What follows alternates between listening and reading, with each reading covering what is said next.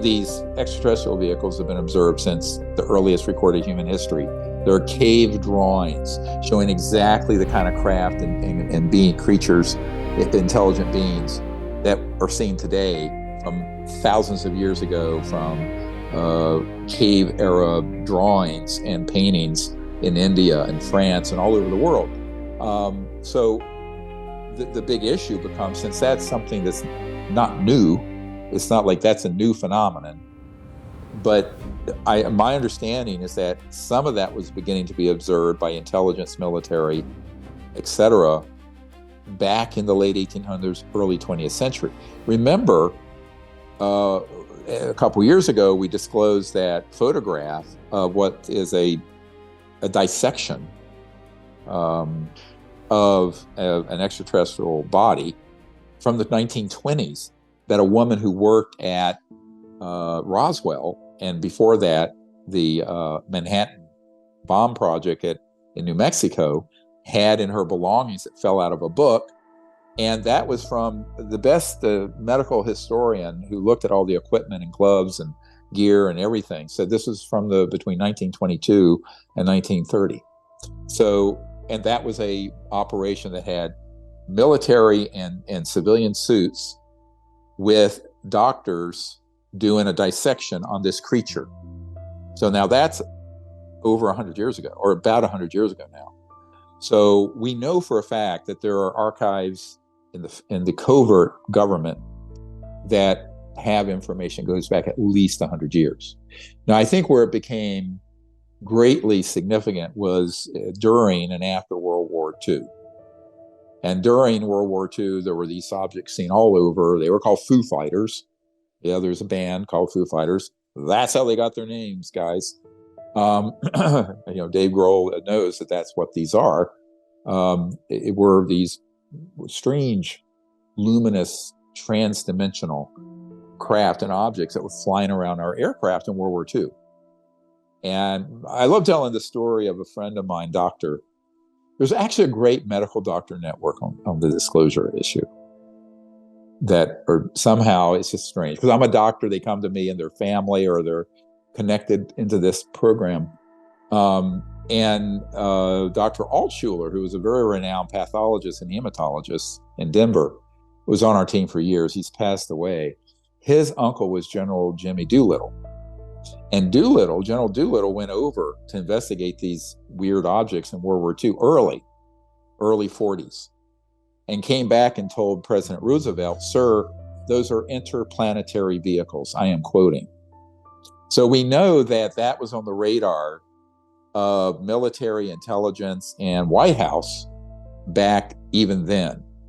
And I think the big programs picked up speed once they developed the Tesla-related scalar and electromagnetic pulse weapons that could target and stun these interstellar craft that are totally electromagnetic and electronic. And if you can hit them with that kind of a system, they'll fall out of the sky, quote unquote, like a rock.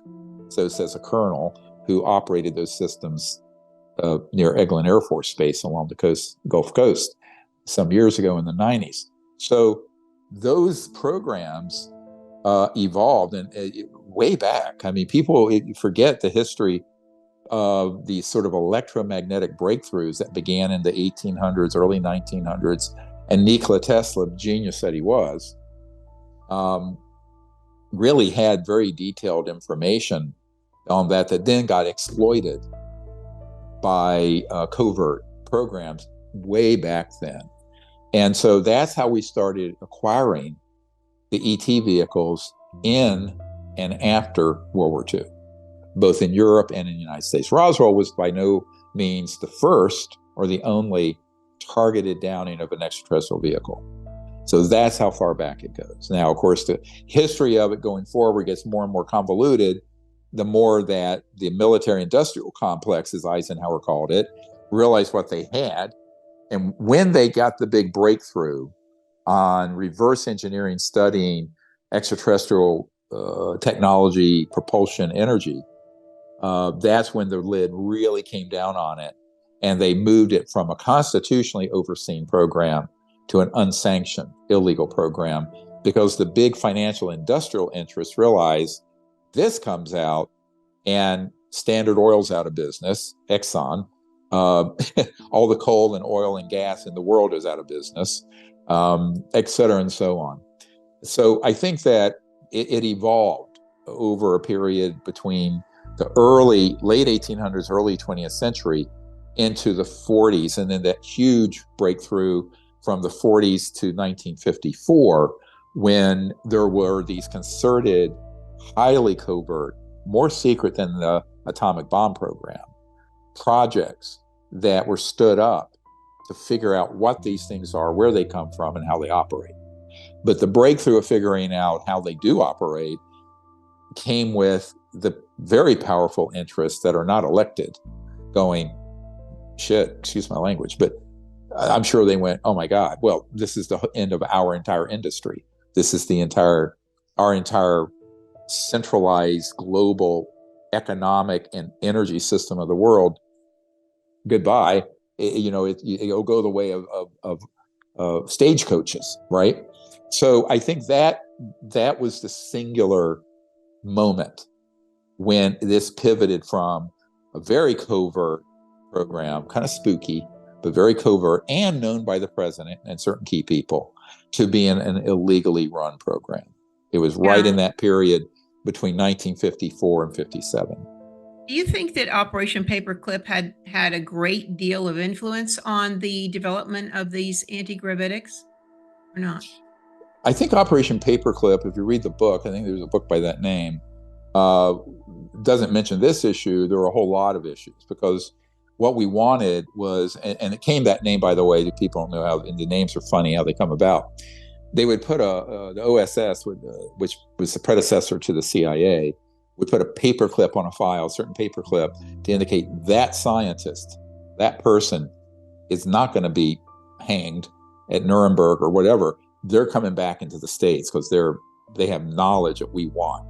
So that did include people like Wernher von Braun, right?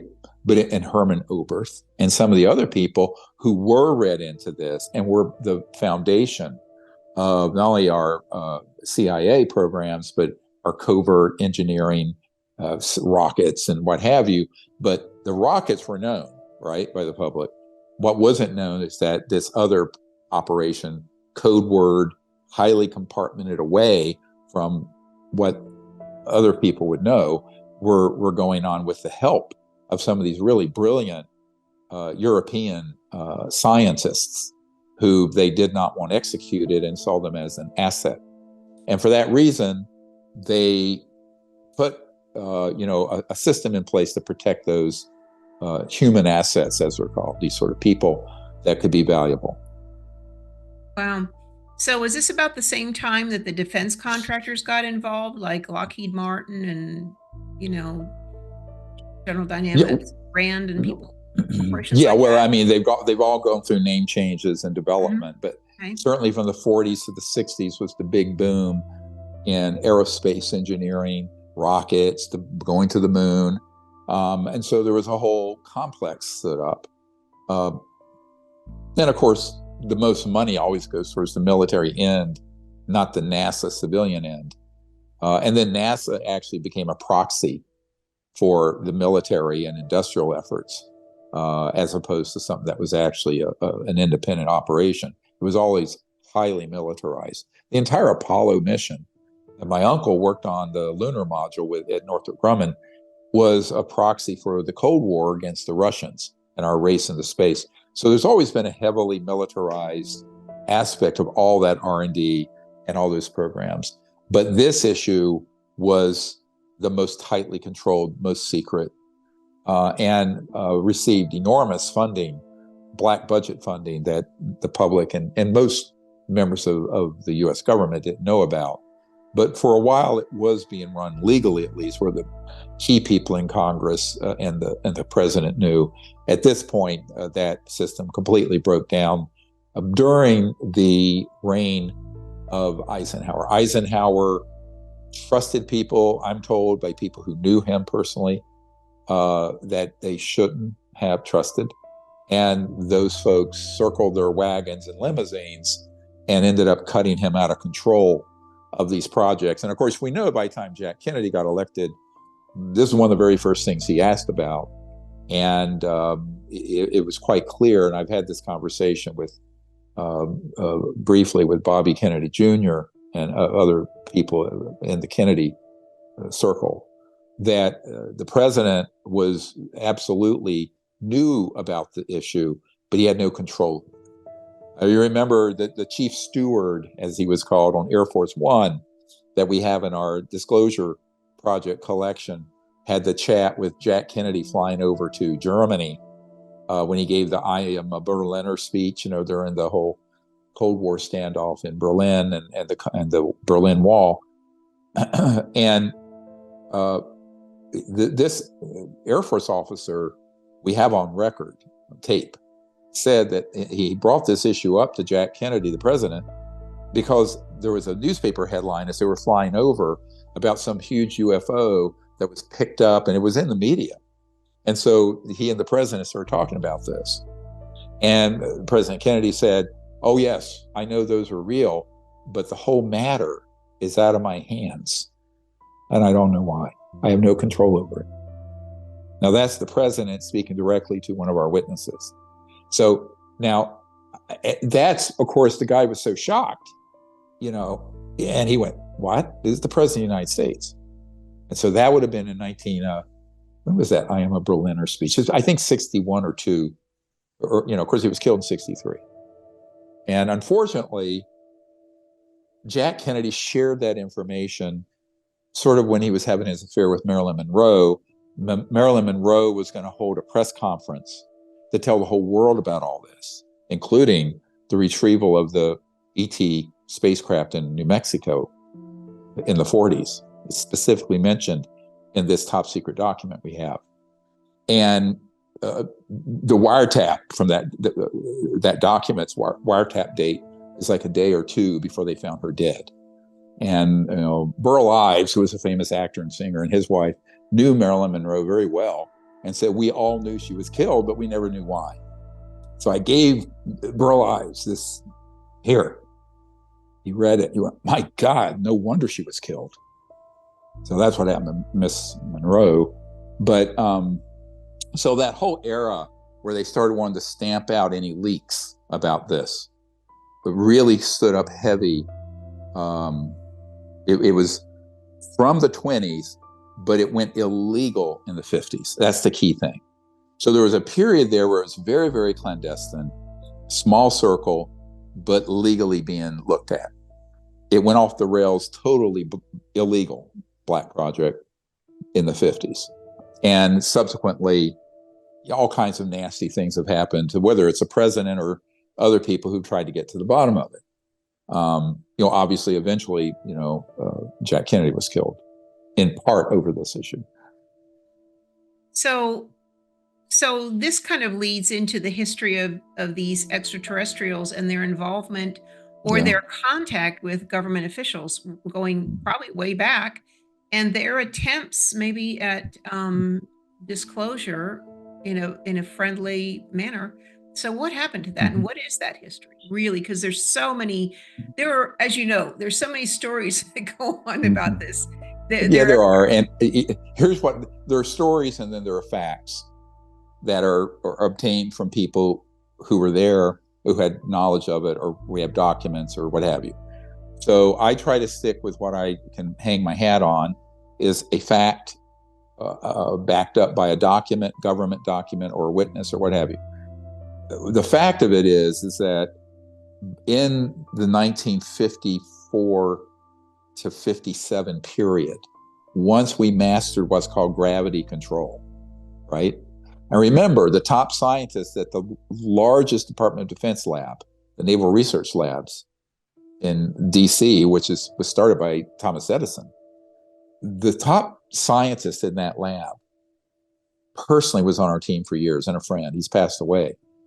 He was in the top secret vault and saw the documents, unredacted, of course, that specifically dealt with this issue, where it said we mastered gravity control in October 1954 in the discussion. Now, there's a direct person who saw that.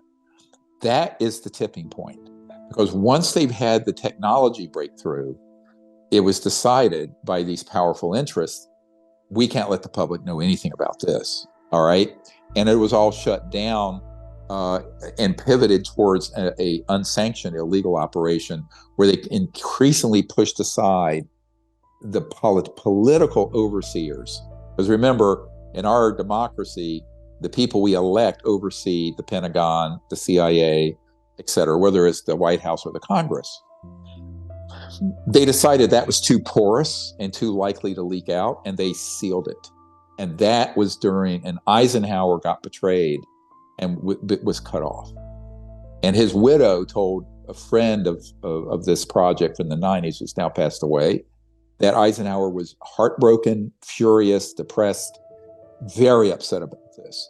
But yes, he actually had met with ETs out in the desert, Muroc, M-U-R-O-C. It's now where Edwards Air Force Base is. And I've been there. I've been over that entire Edwards complex in a chopper at close range over black airspace. But what happened is that the ETs wanted us to stand down these weapons of mass destruction and nuclear and atomic weapons, and would help with us bringing out technologies that would get us off all these environmentally and nuclear damaging ones. And Eisenhower wanted to do that, by the way. But the people around him, the whole machine around him, covert military intel, did not. And that's when it went south, because he was very favorably disposed to doing that. Had that happened about the time I was born in 1955, this would all be a moot point. The issue would have been disclosed, the technologies would have been feathered in over time, we'd be off oil, there'd be no pollution, world poverty would have ended easily by the 1970s, et cetera, and so on. So that singular error that happened in the mid-50s has led to now this situation we're in now. Right. Both environmentally, humanitarian, interstellar, et cetera, and so on and so forth. So, once that happened, now the men that I've spoken with who are pretty high up in that system right now, they're sort of accidentally inherited this mess, right? Right. Because if you're in your mid 40s to 50s and you're currently in that system, well, you were just not even born in 1970. So by the time you got involved and got pulled up and given a little bit and a little bit more and moved up to the senior system, they got you. And now what do you do? Because look at it, put yourself in their shoes. You're doing this, you're obeying the law, you think you're doing things legally. And next thing you know, you find out you are in a system that's illegal. You're already stuck in it and you're part of it. How do you get out? How do you get a parachute out of that? That's what we're offering some of these people who are currently way up in that system. But it's dangerous for them and us, of course. Anyway. Are we also offering that maybe to the rank and file under these guys when they become aware that maybe what they're involved with is not actually sanctioned by the legal government? Is that offered also to the rank and file military? Well, here's how I think, it has to happen. And what's right now, the amnesty period wasn't put into the bill, right? But there are whistleblower protections legally. And people can provide information legally when outside of their compartmented intelligence system, when the program is illegal. What do I mean by that? If the program's illegal, by definition, it doesn't have the cover of law of a top secret clearance. That goes away. This gets me back to why I've told Congressman Burchett in my meetings with him and Luna and others, Moskowitz, and the Senate intelligence folks, you don't need a skiff for this, because you don't give them the dignity of a sanctioned, legal, top secret process when the entire operation is illegal, unconstitutional, and a criminal operation. I mean, you don't give the mafia or a crime family the sanction of going into the Senate skiff, secure compartmented information facility, these sealed, electromagnetically sealed meeting spaces that I've been in. You don't give that to the Don in charge of the New Jersey mob, right? To protect them. All right. I'm being very blunt here. This is a big problem. I'll tell you right now, the big problem with Congress pursuing this is that they don't yet have a consensus understanding of the fact that all these operations are criminal and illegal. When they get to that point, then their strategy will change. Good news is our private legal team, which are very powerful attorneys, and the United States law enforcement and military people, I call them the white hats, good guys who are actually on the side of the law and on the right side of the angels. They do understand that. They totally understand it. So they're a light year ahead of the members of Congress. Not a good thing, in my opinion. There's a gap. We're trying to close that gap. But, as many of you know, the last 3.5 months I've been laid up with a bad accident.